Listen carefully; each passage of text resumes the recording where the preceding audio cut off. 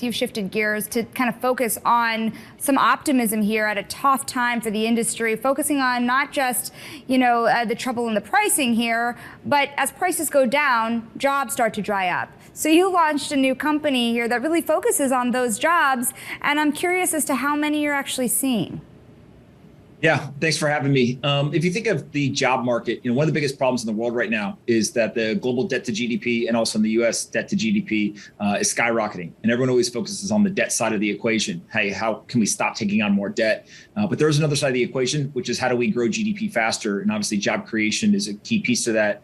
And so our idea 18 months ago was basically just how do we get the best people in the world working on the fastest economic sector from a speed and growth standpoint. And that tends to be the Bitcoin and crypto industry. Now, of course, as market prices go down, Bitcoin's drawn down 70% since about November of last year.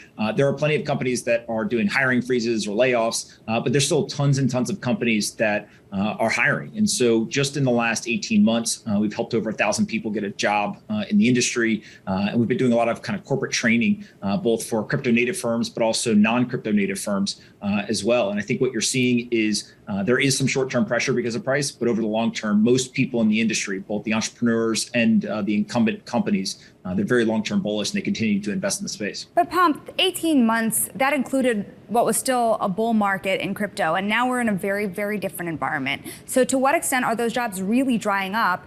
And are the jobs that are out there changing to enter a new environment? It's a great question. If you think about that 1,000 people that we've helped get a job, 400 of them or so was last year. So in some way, actually, we've seen it pick up. And what you're seeing is there's still a lot of venture capital that's being invested in the space. There's a lot of companies that now are hitting kind of scaling. They were started over the last 2 years. Now they've kind of found product market fit and they begin to actually hire and kind of step on the gas. And then the other thing that you have to remember as well is that there's just so many companies that are getting started. There's almost a kind of overwhelming of the market. And really, I think one of the most interesting parts of this story is not just the pure aggregate job creation, but also it's a brain drain from Silicon Valley and Wall Street. Almost on a daily basis, myself or someone on our team will talk to very high level folks at large corporations, at large financial organizations. And they say, look, now's the time. They've been thinking about it for a while. They're ready to make the jump and they want help navigating, finding a job somewhere in the Bitcoin and crypto industry.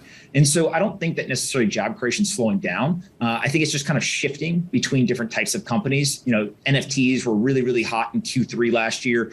Maybe not so much now. You just saw OpenSea lay off 20% of their staff as an example. And so there are some subsectors where there's transitioning, but still the job growth is pretty incredible and still accelerating. I'm curious about your own investors. How did you go through the process of raising money for inflection points? Why is Peter Thiel interested in the future here of more jobs in crypto? And is he invested anywhere else that you know of to promote the industry? Yeah, look, the mission of our company, we started 18 months ago, and it wasn't really ever an idea of, hey, let's go raise money and do any of this. We started a business, and the mission is to just accelerate economic growth globally.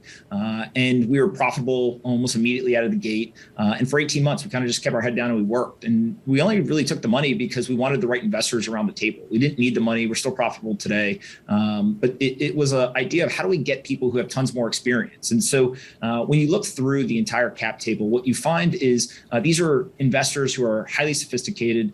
They've got tons of experience. They've built large companies before. They've invested in plenty of others that have scaled aggressively. And many of them are very big proponents of the Bitcoin and crypto industry. You mentioned Peter Thiel. He obviously spoke at the Bitcoin conference. He's been a Bitcoin investor for a long time.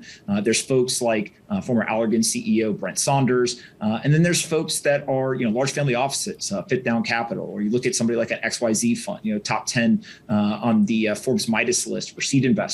Like these are real investors who understand infrastructure is a key piece to investing in a new sector. And while most companies focus on building software infrastructure like exchanges, wallets, data providers, people is a very key piece to it. And we think that we can build out a niche there and really scale. I know you tend to take the positive view on things, but there's a lot of talk out there about projects that just might not make it through this crypto winter. What types of projects are you most concerned about? Are there tokens that are worth shying away from? Yeah, pretty much all of them for the most part. I think that even if you talk to people who are big proponents of the industry, they'd say the same thing. Anytime that you get innovation happening, it requires experimentation first. And so what you're seeing is a ton of experimentation, a lot of bad ideas, a lot of bad execution, but also a lot of bad market timing. If you go back to the late 90s and you look at most of those ideas, they were the right ideas. They just didn't end up actually working in that current iteration. It took about 10 years or so before consumer behaviors changed, before more people had internet that wasn't dial-up, mobile phones were in their hands, their kind of familiarity, their willingness to put their credit card online, all these different things had to change. And so I think some of that is what we're seeing right now. But one thing is very clear. There's over 150 million people around the world that hold Bitcoin. And I think that Bitcoin has crossed over from something that people look at as an experiment or could possibly be valuable. And I think now what you're seeing, especially given the backdrop of the undisciplined monetary and fiscal policy, is that Bitcoin has now broken out. It's separated itself. It is different than most of the experimentation of other things. And there's a lot of folks on Wall Street and in Silicon Valley and then across the world that say Bitcoin is here to stay. And I tend to agree with them.